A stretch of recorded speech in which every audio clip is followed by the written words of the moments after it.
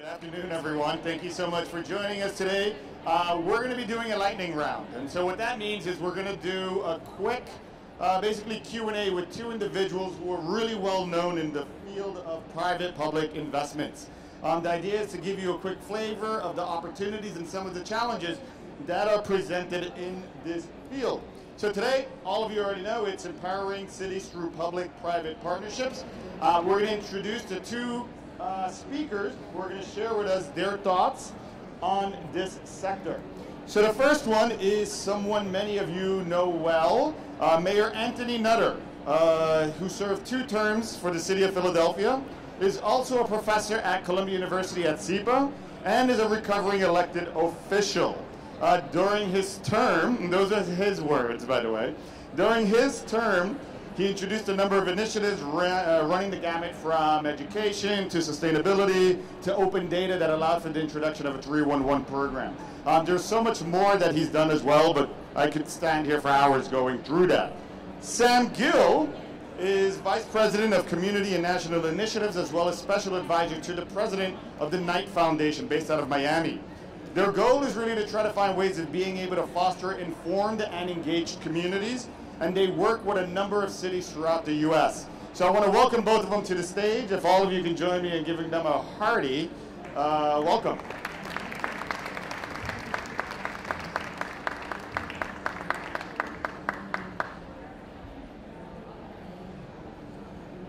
Take your pick of anywhere.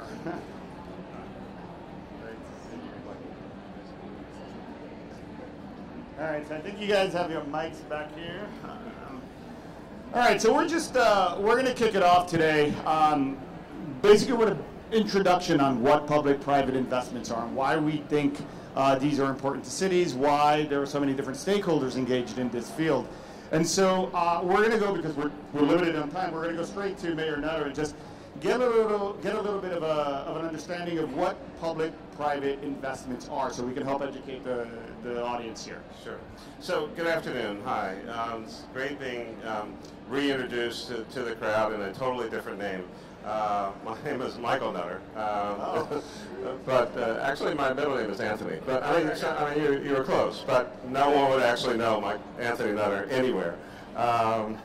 It's exciting to be here, of course, at Smart Cities New York 18.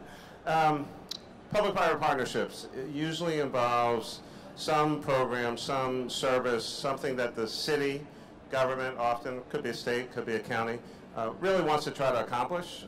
But in many instances, and we saw this in during the Great Recession, literally just didn't have the money to do, or needed a partner in some innovation that they were trying to accomplish. And so we're going to hear a fair amount about, of course, the Knight Foundation, but you know, the William Penn Foundation back home, a number of others were tremendous supporters of investment in infrastructure and programs and projects that in many instances we just would not have been able to do on our own, or just didn't have the resources to get it over the goal line.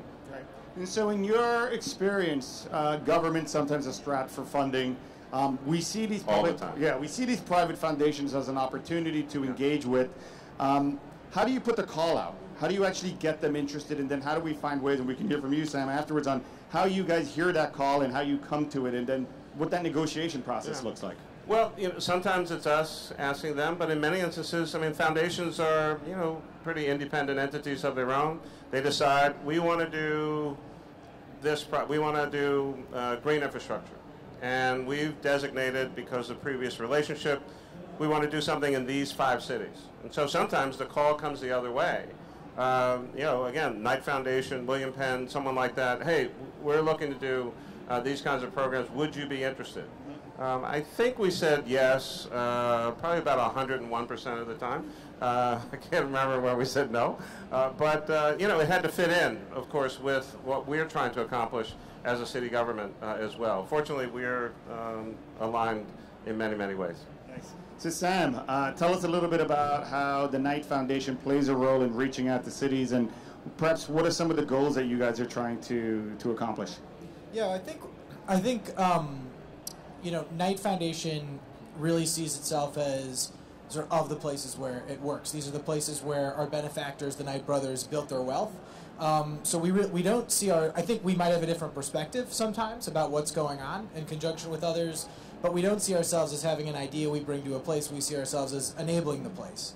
I think, what we look for are a few things. First, even if there's an idea that hasn't taken hold, is there an underlying energy that we can tap into? So, for example, a lot of the work that we have done in Philadelphia around public spaces, there's an initiative called Reimagining the Civic Commons. It's actually now gone to a number of other cities.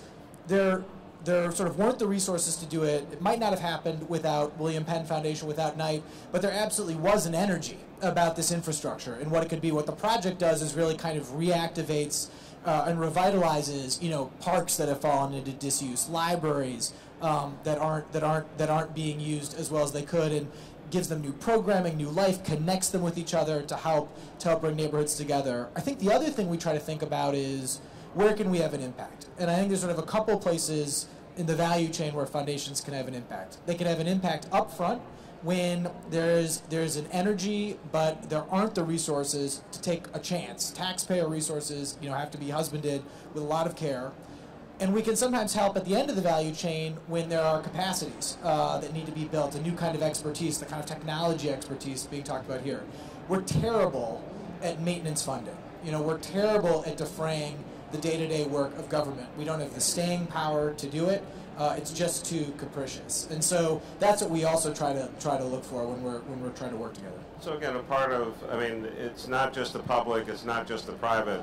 Ultimately, it really is about that last P. It's about the partnership, and so what we've been able to do over time is demonstrate a sense of trust and understanding. We're asking for their support. We say we're going to do something. You actually have to show up and do it. And that, those successes really start to build on each other and demonstrate to other funders out there that you can get some stuff done.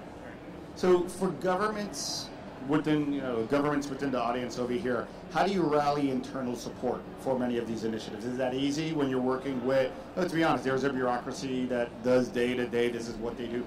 How do you get them engaged? How do you get them excited so that you create this culture?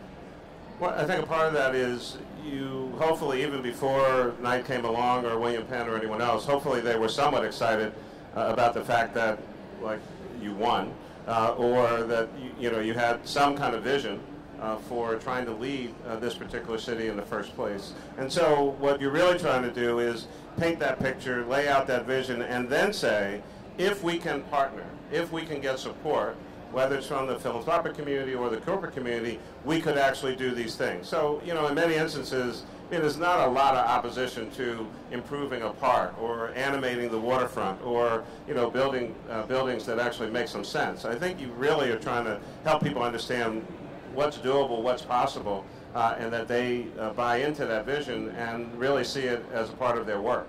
I really would underline that. A lot of foundations deliberately don't work with government. They work independently. They work on a project basis. They fund the art museum.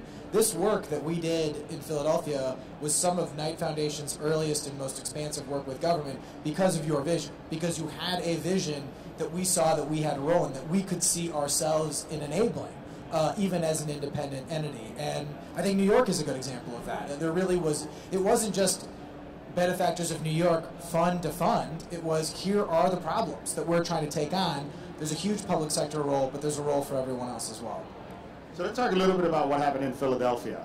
What were some of the pros and cons, or some of the challenges that you guys faced? But then let's go into the success in being able to implement the project.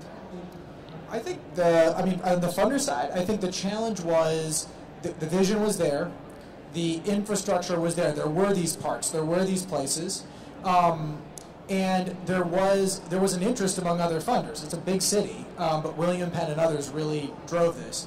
I think the challenges were there wasn't a huge civil society. The organizations that are now driving this had to be imagined as being 10x larger in some cases than they are today.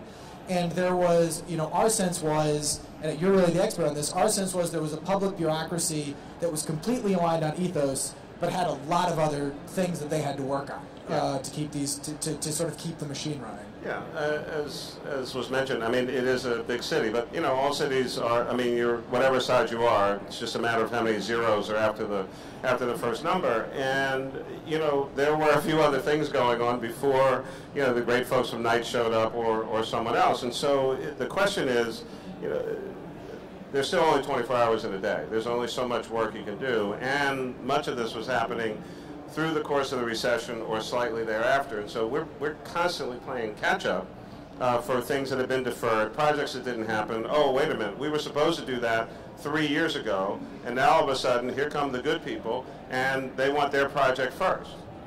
Well, you have to balance that. And the question is, it's not an either or, it's can you do both? And again, inspiring people to see, yes, we can do that. Yes, we'd like you to work a little harder. I know we don't pay you that much more, and we'd like to get this project done in our lifetimes. So what were the challenges in then dealing with the operational costs? So you mentioned earlier, a lot of it is the upfront cost of kicking off an initiative. The city is now facing, all right, great, we want to fix parts, but while you may have made a substantial investment earlier on, now we're looking at a recurring annual cost that's going to have an impact on the bottom line. How do cities look at that? Well, that's you know, that's a different kind of sustainability. You know, at least in Philly, there's a you know 2-term limit. Other places don't. Some people just you know don't run anymore, or you know other things happen. And so the real sustainability question is how do you keep it going? You have ongoing maintenance costs. So you know you make a multi-million-dollar investment, and then over time, when that money kind of runs out and the projects are done, they fall into disrepair. And so you've got to start building into the budget, this is what we're getting, this is what we're going to do, and 4 years from now, this is all ours. We really do own it. And start early on, little by little, building that budget up so that 25%, 50%, 75%, you know 1 year is going to be 100%. So that's one. Two, you know, different mayors have different priorities, different views, different things on their mind.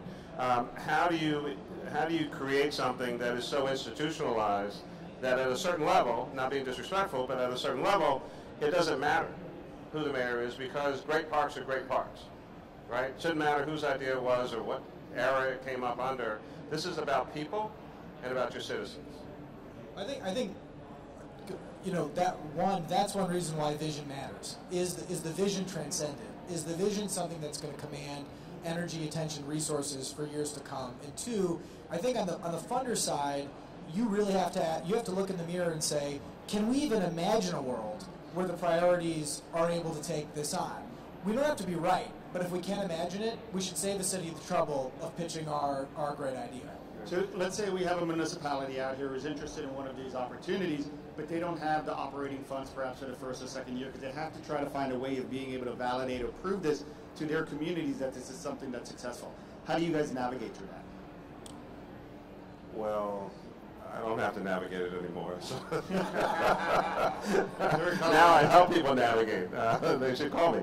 But why don't you, and I'll come back. Yeah, I think for us, it's, you can really, you know, again, because we're of these places, we're very lucky that where we focus, there's someone who lives and works in the place, who has a sense of what's going on. But there's a really big difference between, whether it's civil society, nonprofit organizations, or government, that say, we'd like to work with you, and the same actor saying, here is a problem that we are trying to solve, or here's an opportunity that we're trying to seize in clear, understandable terms. The latter is where you can run 100 miles an hour. Yeah. So it's really it's the alignment issue. It really, look, the foundation is not going to spin itself around 180 degrees to try to work on something that is really not within, you know, their realm or it's not their vision, right? And you can keep applying and you're going to keep getting, you know, rejected. And it's really kind of vice versa. But I think where you can find those alignments is where you'll have your best success. And then, you know, just they funded our, you know, Philadelphia Plan 2035, which was, you know, probably 5-6 years ago. I mean, again, trying to look out into the future. That is the city plan for the future of Philadelphia. Now, will it take some twists and turns? Of course. Will it get shaped and molded slightly? But it's not going to radically change in the upcoming, you know, 10, 20 years. All right, we have 2 minutes left. minute, if you can give us, Sam, a little bit of advice to the folks who are out in the audience right now. They're looking at a foundation. They see this as an opportunity. Any parting words you want to share with them? Yeah, I mean, I think alignment. It really is about alignment. So I think one, think about what's the challenge that you're trying to solve, and does the community see itself as a part of that challenge? That's what's going to ultimately solve the resource question. I think two, at a Smart Cities conference, I think what's exciting is the realm of what we need by public-private partnerships is just so vast. It's all of the physical assets, publicly and privately owned. It's all of the data assets, publicly and privately owned. That's a huge opportunity. How to be able to think and articulate expansively about the opportunity there, I think is something that ultimately will command private resources. And that when the community itself is in the driver's seat, I think that's when you can get great things done. I would just say, have a plan, work the plan, stick to the plan. Do not get distracted by the nonsense and the noise that will, surround you and have, people trying to get you to go in 15 different directions. I mean, pay attention to what's going on. Don't walk into obvious, holes and get yourself lost. But, there'll be any number of things that people will want you to do.